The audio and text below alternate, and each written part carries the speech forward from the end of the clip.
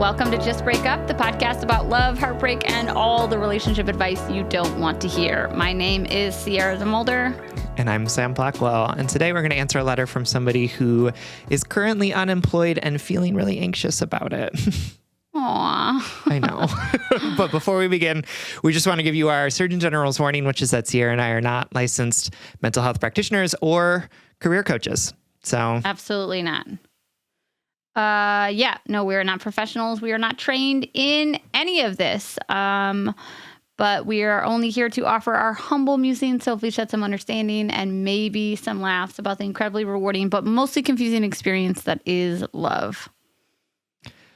All right, friends, let's get into today's letter, which comes from overwhelmed worker B, whose pronouns are she, her, who's writing from Brooklyn, New York.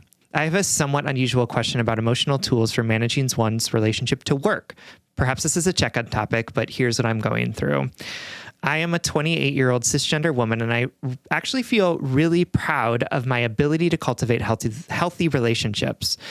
I currently have a really fulfilling life with great friends, a loving boyfriend, amazing siblings, and parents that I love. I have made healing and doing the work a priority in my 20s because A, I think I'm just wired to do this, LOL, and B, I believe healthy, happy relationships are the key ingredient for a fulfilling life. I certainly have my fair share of dysfunction within my family relationships, but overall, I feel very encouraged by my ability to maintain boundaries, communicate my emotions, and make those relationships stronger over time. My biggest hurdle in life currently is actually my relationship to work and building a career. About 6 months ago, I quit an organization that was extremely toxic. My old boss was a textbook narcissist and would behave in really unprofessional, manipulative, and emotionally dysfunctional ways. At first, she was obsessed with me and shared lots of personal information about herself and her trauma. Massive red flag. When she started to try to manipulate and bully me, she became extremely aggressive when I did not engage or respond to her behavior. To add to this shit show, I have ADHD that I was able overall to manage throughout my early 20s, but the situation seemed to really trigger my symptoms. My body identifies emotional dysregulation as dangerous. Thank you, childhood trauma. And my nervous system goes into survival mode, which in my case is to freeze up. In a job where there are deadlines and expectations, to freeze up and become avoidant is obviously not a good look. Sometimes I feel crazy for feeling so emotionally unsafe at work, like I was tapped into a frequency that neurotypical people were able to filter out. This job was particularly toxic, and I would like to believe I could be successful in a different environment. I know that I am a capable person and I am proud of my values and willingness to leave an unhealthy situation. But my anxiety loves to lie to me that I was too weak and that I'll never be able to overcome my avoidant tendencies. The reality of how challenging it is to live as a neurodivergent adult in a capitalist society is beginning to feel suffocating. I want to be a financially stable and functional adult, but I know I need to be intentional about the environment I place myself in. Since leaving this job, I've done a lot to process the experience by improving my overall physical and mental health. I've almost entirely eliminated chronic pain through Pilates and somatic movement while examining where my emotions show up in my body and how to regulate them. In many ways, I feel much stronger and healthier, but I still feel so much anxiety around getting full-time work again. I find myself avoiding the job search, agonizing over applications, and sometimes missing the deadline altogether. I think deep down, I'm afraid of failure. Rejection, sensitivity, dysphoria, RSD, is often linked to ADHD. So I convince myself to not even try. I just want to figure out how to improve in this area in my life that is causing me so much shame and discomfort. Do you have any recommendations about navigating some of these feelings and tips for building a fulfilling and sustainable career? Sam, I know you experienced unemployment and were able to utilize your emotional intelligence in your new career path. That's very kind of you. I wouldn't describe it that way, but I appreciate it. And I would love to hear more about that experience for you. I imagine after experiencing the trauma of your father's passing that you needed to create a work-life balance that allows for continual healing. And Sierra, girl, I feel so seen by you. Haha. I would love to hear your thoughts on this, especially navigating money shame, building an unconventional career, and becoming a mother, which I would love to do. Where I'm currently standing, it all seems so scary and impossible. I feel like I've left the cute part of my 20s where being lost and confused is culturally understood, and I'm venturing into the lonely territory of actual adulthood. Welcome. Yes, absolutely. Deeply relate to that sentence. I hope to hear your thoughts, but regardless, thank you for reading and being a beacon of light in my own healing journey. Love, overwhelmed worker B.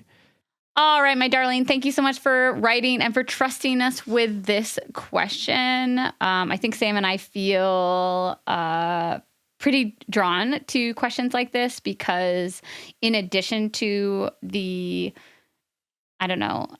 fraught lessons we learned in our romantic/emotional relationships, I think this is probably one of the areas in both of our lives in which we've struggled the most and learned the most and have adapted and continue to adapt and continued to do the unlearning of capitalism and work stress and productivity and all of these things that we are sort of told should be intuitive to all bodies and all brains. And they're just not. And I know Sam and I have both done a lot of unlearning and divorcing ourselves from things like shame when it comes to these things. So we're very excited to talk about this. This is hard. This is challenging. And I just want to start by saying, before we do a really quick break, because you are struggling with this tells me absolutely nothing about your executive functioning skills, about your value as a human and a worker, and as your worthiness of a person. Like, number one thing, it is absolutely normal to feel overwhelmed by this experience. That is totally normal and okay. I think we are so quick to tell ourselves to lead with shame and to lead with guilt and to lead with that ever perpetual violence against ourselves. That is comparison, that's negative self-talk, that's limiting self-beliefs, so I just want to start by saying, this is really normal. This is not unique to you and your fucked upness. In fact, this is relatable. There's going to be so many people who relate to this. So I just want to start with that so that you don't feel like you're on an island of, the fucked up, messy, no longer cute person in their 20s, Instead, you're in great community with the rest of the world, including Sam and I. We're going to dive into that and many other things, but first we're going to take a very quick break.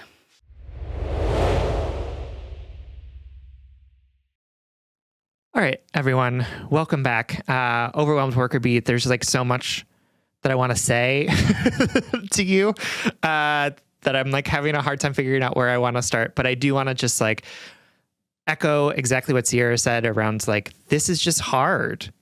As I was a year ago, I was unemployed and in a position where I was also trying to figure out what I wanted to do and how I wanted to do it and how I could do it in a way that was in alignment with my values and piecing together what I could to sort of get by. And it's so anxiety producing. It is because there's so much tied up with it. One is capitalism, which is you gotta work to get the money to be able to eat and get healthcare and shelter, right? And none of those things are guaranteed to us unless we work.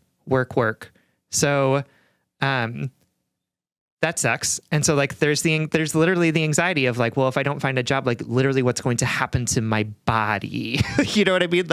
What am I going to have food and healthcare and all of the things that are necessities for me to be able to continue living, right? And I don't know your situation, and I know that that anxiety is real and feels really real, even if we're not in a place where we're not able to make ends meet, even if we have a cushion or whatever, that anxiety is really real. And then two, capitalism again, which is that capitalism tells us that we're worthless unless we're working, And so the idea that we're not productive members of society. And I'm the sarcasm and the air quotes right there is really intense, is really deeply ingrained in a lot of us, right? That if we're not working, then we're somehow worthless. And that's what capitalism does, because capitalism wants us to work so we can use our bodies and our minds and our talents to make other people more money. So just keep that in mind. So all of this is like deeply relatable. And I'm so sorry that you're feeling really anxious. And of course, when we're in our most anxious, it's harder for us to use the tools that help us regulate. Of course it is, because we're anxious. Like our bodies are having like autonomic responses to what it perceives as danger, right? Like exactly what you said, right? When I see emotional dysregulation, I read it as unsafety and my body seizes up, right? Yeah, absolutely. And when we're in a place where we're like, what is my livelihood going to look like? Am I worthless? Our anxiety peaks and our body does what our body does when it is in anxiety, which is fight, flight, freeze, fawn, like all of those different things. So it makes sense to me that you are in this like really tricky place where you're like, I'm just really trying to find a job because that will help relieve my anxiety. And your anxiety is telling you, I can't do anything. I'm anxious, right? Like something needs to change. And finding a way to hold both of those things is really challenging. And it's like the opposite of what you need right now, right? Like you don't need your body like seizing up. You need your body to be like writing those job applications. Like I totally get that. And instead of like trying to fight our bodies into submission by saying, stop doing that, the question for us is in these moments, how can I take care of myself in a way that helps regulate like the feeling that's coming up and understanding that like I have a limited capacity given the emotional state that I'm currently in. And I'm not going to use that as a weapon against myself to cause myself more anxiety. Yes, absolutely. I'm going to answer your question and hopefully give you some like tangible advice by talking about two seemingly unrelated things to your question. So the two things are a book that I just read that's going to be my blind date next week. Sorry, guys. Little spoiler alert. But like there are limited blind dates in the world. So true. It's a book. And the second thing is some advice that I recently gave my friend around meal planning. Okay. Not connected to job search, but I'll connect him. Okay. A little connected. Here we go. I can tell you. I know where this is going, and I can tell you it's connected. Okay. So I'm sharing the book first because the book really colored my advice to my friend and is going to color the rest of my portion of this episode. The book is called How to Keep House While Drowning by Casey Davis, who's a licensed therapist. And this book is very popular. There are mixed reviews on it, but I will say that if you have ever felt like a bad person because you didn't do something that you perceive other people doing easily, like putting your laundry away, paying your bills on time, washing the dishes, taking care of your house or your body in a way that other people seem to do easily. If you've ever felt like a bad person for not having the same executive functioning levels than what you perceive other people have, you should read this book. The foundational idea that I take from this book is that care tasks such as doing the dishes, laundry, taking care of your house, even like responding to emails in a timely fashion are morally neutral, right? It's morally neutral if you do your dishes or not. It doesn't make you a better partner, caretaker, friend, person. It doesn't make you a better person if you can keep your house clean. And it doesn't make you a better person if you can't keep your house clean. Morally neutral, right? And a couple like ideas or quotes I pulled from the book that I thought are important in this conversation are, Casey writes that I don't believe laziness exists. You know what does exist? Executive dysfunction, procrastination, feeling overwhelmed, perfectionism, trauma, amotivation, chronic pain, energy fatigue, depression, lack of skills, lack of support, and different priorities. Like it's all about reframing the idea that like something is wrong with us, and instead acknowledging the hundreds of unseen circumstances or barriers that are unique to us and our bodies and our brains that are making this hard, right? Like Sam and I just listed these things like, of course this is stressful to you. Of course your nervous system is having this reason. Like we can see that from the outside and we're not even in your body. We don't even know your childhood or your coping mechanisms or your body battery, like how much energy you have. It's understandable to us on the surface level. We don't know what unique circumstances and barriers you have in your general functioning. And she also writes care tasks, which I said, like, again, think about anything that makes your life function, like a job application. She writes, care tasks exist for one reason only, to make your body and space, because she's actually talking specifically about like keeping house, right, functional enough for you to easily experience the joy the world has to offer. Like that they exist to serve you, not the other way around.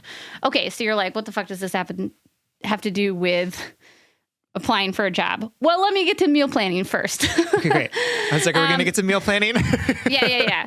I'm going to use meal planning as an example because I just talked my friend through this, and there are so many great parallels, and they're right on the surface. Like the first thing I said to my friend who was struggling with meal planning, but was interested in it, is the first step, or like the first huge hurdle I had to get over to become like an effective meal planner, was to acknowledge that this is a huge task that requires time, decision-making, aptitude, and follow-through. Like it requires all of those things. And I was only hurting myself by being like, well, why can't I do this while I'm multitasking? Why can't I do this when I'm stressed? Why can't I do this like every other normal person, thinking that it was about me and my dysfunction and my badness, instead of right-sizing the task that it was, acknowledging that this is a big task that takes effort and intention and time and decision-making, all of these things that are really challenging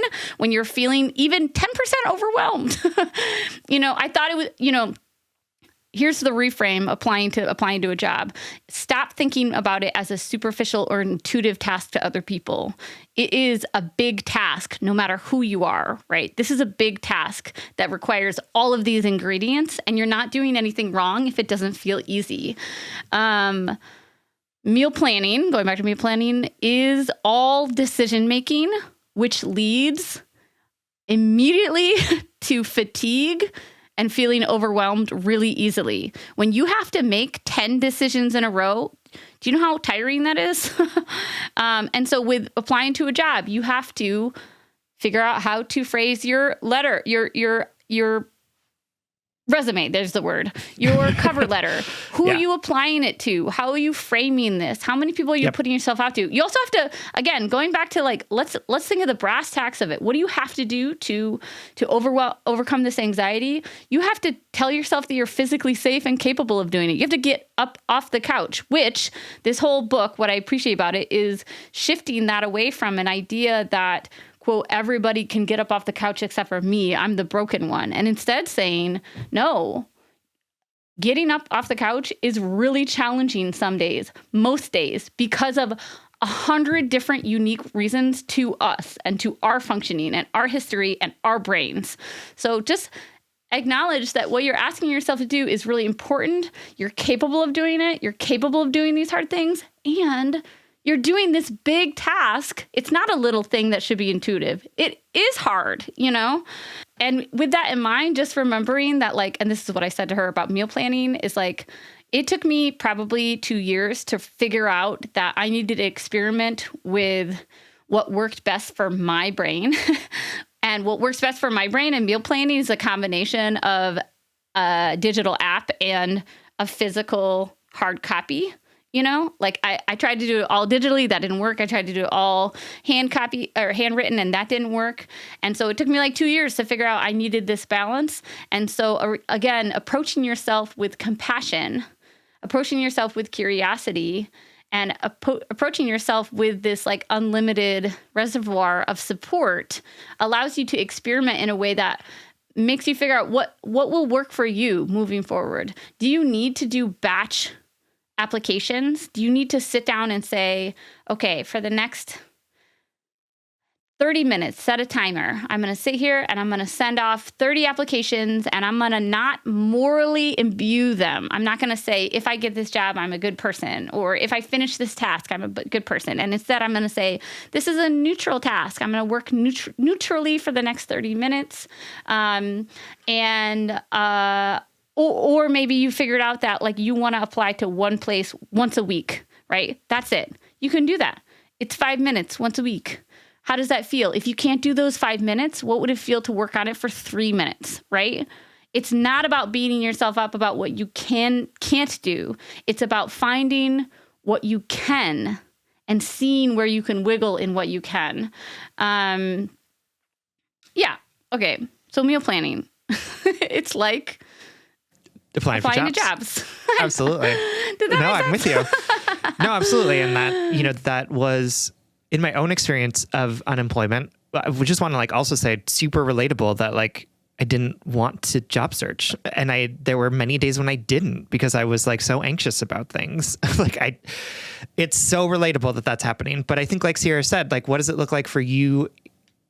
Because it's all tied to so many things that feel so insurmountable. You know what I mean? Where it's like, I'm not just like I'm not just writing a cover letter, but I'm like writing a cover letter to the job that will save me from destitution, or like I'm writing a cover letter for the job that will hopefully be good enough that I won't have a terrible boss and that will be in alignment with my values. And like, am I making the right decision to apply for this job? Blah, blah, blah. Like just like all of the different ways that we sort of like ping pong down into like, I can't take any action because it's so overwhelming. And so I think to go along with what Sierra said, like part of what helped me was also just breaking it down into what do I need to do today, right? So is it like, okay, today I'm going to make a commitment to myself to write one cover letter, right? Or today I'm going to make a commitment to myself to email that one person who I think might be looking for work at some point and like let them know that I'm looking, right? Like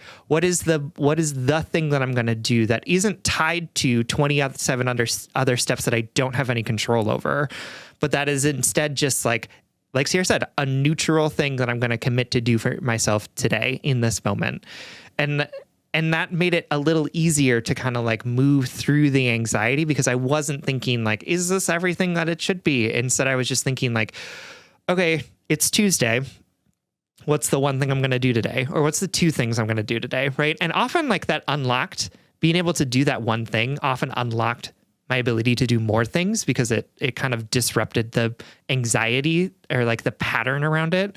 But even if it was just the one thing, it was the one thing. And if I also didn't do the one thing, I had to just be like, okay, I didn't do the one thing. That is also a neutral statement, right? It's not a good or bad thing. It's just a thing that I did, right? I just didn't do the one thing. Guess what? Tomorrow's another day. So I get to make another promise and hold myself to that promise. And I also just like, I saw on Reddit recently, somebody had like plotted out their job seeking sort of strategy, or like, it was like a statistical thing of like, how many applications did I submit? And then like kind of like leading up to the one line that led to like the one job. And it was like, what was so dispiriting about it was that it was like 75 to 80% of it was just like applied, heard nothing, right? Like it is just like the process of searching for a job is so soul crushing in so many ways because again, capitalism, right? We don't treat each other like people. We just treat each other like cogs in a machine that are replaceable and that have no feelings. And of course, the soul crushing process isn't something you want to do. Why would you? Like, why would you want to go through this process of having people reject you over and over again? Like, it's terrifying. It's stupid. Like, everything about it is awful. So how do you hold for yourself, like, this is hard, this is challenging, this is not just like a thing that I should be able to do easily, and I am capable of doing a hard thing, right? Like I am capable of doing a thing that is uncomfortable for 20 minutes a day, for one project at a time, right? And how are you able to hold that? Because there's no guaranteeing whether or not the actions that you take will lead to the result that you want. And the only thing that we can do is start taking action. And so like, how do you let go of the things that are outside of your control and instead just focus on what is immediately in front of you, while also taking care of yourself and saying, if I don't have the capacity to do anything today, I don't have the capacity to do anything today. And that is also okay. Yeah, definitely. I think what I liked about the book I mentioned, How to Keep House While Drowning, is like, I mentioned earlier, like the reviews are mixed. They're not. They're overwhelmingly positive. But the people who had negative reviews about this book were, they had like, I think, rightful critique. But the majority of the narrative was like, well, I thought that she was promoting this type of thinking, or like, this didn't work for me. I was looking for this type of tip or whatever. And I think the best thing I appreciated about the book, although I didn't think it was perfect either, was that the author kept restating that everybody's brains and bodies are different, and therefore everybody's skills, priorities, strategies, executive functioning levels and or styles are going to be different. Like an example she gave that I really appreciated was like her house was chronically messy. Or she had a peer in her work, which was like content creation, and I don't remember what else. She had a friend that had like a very comparable career, and the author's house was like chronically messy. Like she chronically struggled staying on top of those care tasks that I mentioned earlier. But at work, things flowed. It was creative. It was easy. It came easily to her. And her peer was always like, why do I struggle so much at work? I show up and I clam up and I feel paralyzed by anxiety. I don't know what to create. I don't know what to do next. I don't know how to have that executive functioning over the admin professional side of my life. And that person had the cleanest house you ever saw. Like that was where her strengths and her priorities lie. That's where, she was one of those people that could move through the house and clean as you go. Whereas like that strategy in the author's brain was overwhelming. It didn't match her lifestyle. It didn't match her cleaning style. It didn't put her body at ease where it put the other person's body at ease. This is a long-winded way just to restate what you think makes you broken or uniquely fucked up just makes you uniquely you. And we all have to find those cheat codes or those strategies or those comfort tactics, right? To getting the next best thing done or the next right thing done. And I gave the example about meal planning because I think it's also so important to remember that it feels like 1,000 decisions that we have to make. And instead we can just make the next one. What's the next one that I'm going to make? Okay, well, I'm going to sit at my computer. I'm going to set my timer for 15 minutes and I'm going to look for jobs or whatever. Obviously, Sam and I are just like skimming the surface on a lot of the things you touched on.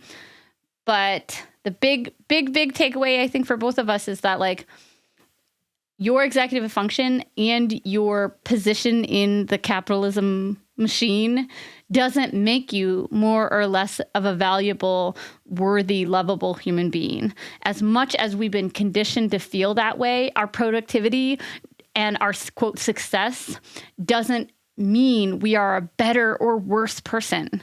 It's just part of our lives, just part of the fabric of who we are. It's just one thread.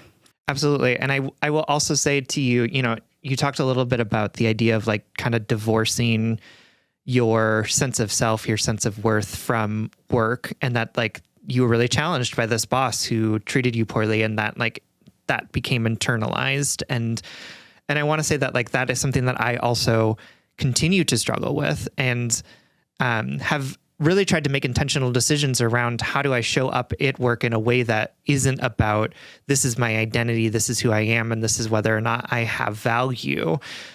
And the places where I work and have worked have continued to ask me to show up in the way that I have that ties my identity to the work that I do, right? Like, and I think as you're thinking about this job, this process of trying to find a new job, that it's also important to remember that you're probably not going to find the perfect job that's going to want you to show up in whatever way feels good for you, or to really understand who you are outside of the value you can provide to the company that they work for, right? Like that's not what jobs are designed to do. And so I think that for me, it's really had to be about, how do I go into these places knowing and expecting them to operate in the way that they do? And what do I have to do to maintain that sense of integrity around how I want to show up, where I want to show up, what I'm willing to give, and how I'm willing to give it. And that is a lot more internal work than I thought it was going to be. I thought it was going to be like, I walk in and I'm like, hey, I'm a healed person now, and I don't want to have to deal with fact that you all are messy. And so like, just don't ask anything of me. And that has never happened. It's been years since I've decided to do that. And I work all the time. Right. So I think it's important to also remember, as you're doing this job search, to not necessarily, look for a place that feels like a good fit. I'm not saying just take any job, but I am saying that part of this is also the work that you're going to have to do no matter where you work, even if you love it. And even if they love you, to hold yourself differently in the work that you're doing. And I say that as a way to also relieve some of the anxiety around finding the exact right or perfect job, and instead say how are you finding a job that feels good and you feel like you're going to do well at, and also preparing yourself for the reality of, if you want to come into the workplace in a different way with a different understanding of how you want to be there, that's going to be work that you're going to have to do no matter what job you're taking. That's right. All right, my darling, we know this is tricky, and this is just the tip of the iceberg and the beginning of your journey, but we love you, and we hope this helps. We do. Thank you so much for writing. All right, everyone. Thank you so much for listening. If you would like more content from us, or if you would like to or if you would like access to our monthly office hours, you can support us on Patreon. If you support us on Patreon for as little as $5 a month, you'll get an additional bonus weekly episode, as well as access to those office hours. That's patreon.com/justbreakuppod. You can slide into our DMs, send us your favorite relationship memes, but most importantly, you can submit your questions about all matters of the heart at justbreakuppod.com, which is also where you can find our merchandise. Please remember to follow, subscribe, give us a 5-star rating and review. This literally keeps our mics on and helps us reach more brokenhearted souls who need two random strangers giving them relationship advice. Just Break Up is a production of Duvid Media, original music, recording, editing, producing, all magical things by our good friend Spencer Worth Davis. Make sure to check out his podcasts and his music. And remember, this difficult season that you're going through, that task that you didn't get done, that impending responsibility that you feel so anxious about, your struggle isn't telling me anything about your character, your value, your worthiness as a human being. It's telling me that you're a human just like me, and we all have our own unique skills. We have our own unique functionings. We have our own unique strengths. And it's a lot more normal to struggle than it is to find things that come easily to all of us. So you're in great company. And if all else fails, just break up.